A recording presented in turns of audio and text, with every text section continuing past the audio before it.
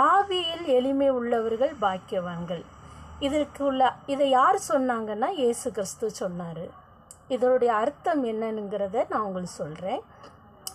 உலக புகழ்பெற்ற டிஎல் மூடி என்கிற ஒரு பிரசங்கியார், அவரை மிகவும் பிரபலமானவர்கள் மிகப்பெரிய பிரபலமான ஒரு அருங்காட்சியகத்துக்கு கூட்டிகிட்டு போனாங்க.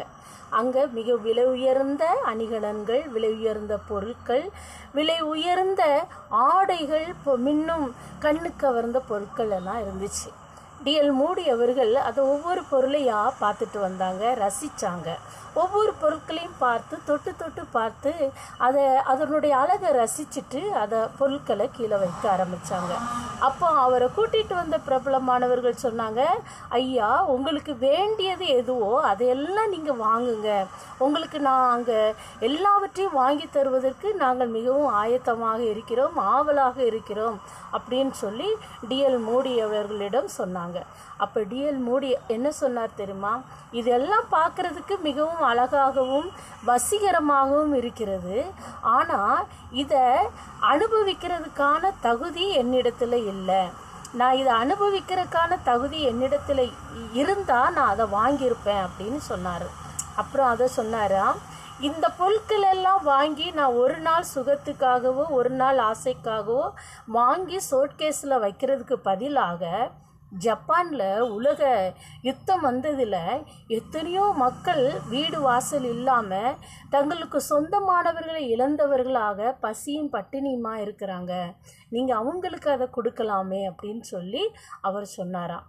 பாருங்க, நாமளாக இருந்தோன்னா யாராவது ஒருத்தர் ஸ்பான்சர் பண்ணணுன்னா அப்படியே ஆவி கட்டி வலிச்சு எதெல்லாம் பறக்க முடியுமோ எதெல்லாம் உரிய முடியுமோ எல்லாத்தையும் உறிஞ்சி நம்ம வச்சுக்குவோம்.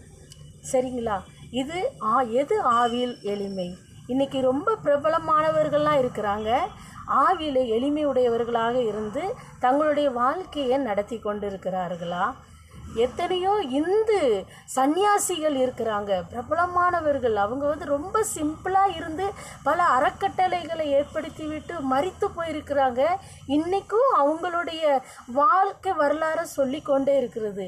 இன்றைக்கி கிறிஸ்தவ சமுதாயத்தில் உள்ளவங்க ஆவியில் எளிமைன்னு சொல்கிறாங்க, ஆனால் ஆவியில் எளிமைக்குரிய ஒரு உடைகளோ ஒரு நடைகளோ வாழ்க்கையில் சரித்திரமோ எதுவுமே இல்லை.